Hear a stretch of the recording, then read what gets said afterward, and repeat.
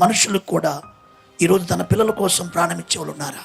స్నేహితుల కోసం ప్రాణం ఇచ్చేవాళ్ళు ఉన్నారా?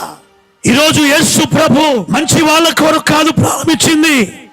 మనం ఇంకను పాపములో ఉండగా, మనం ఇంకను ఆయనకు శత్రువులమై ఉండగా ఆయన మనలను ప్రేమించాడు.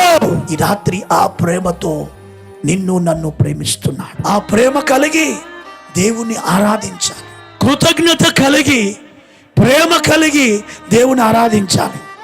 పరిచర్య చేసినా, పాట పాడినా, వాక్యమే చెప్పినా, సన్నిధికే వచ్చినా, కానుకలే అర్పించినా ప్రేమతో చేయాలి. ఏది చేసినా క్రైస్తవ సమాజంలో ప్రేమ ఉందా?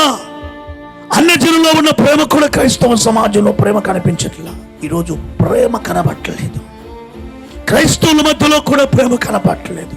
సేవకుని మధ్యలో కూడా ప్రేమ కనబట్టలేదు. ఈరోజు దేవుని గుర్తించిన వారు కూడా క్రైస్తవుల హృదయాల్లో కూడా ప్రేమ లేకపోవటం దుఃఖకరం, వేదనకరం. ప్రేమ కలిగి ఉంటకు ప్రయాసపడండి.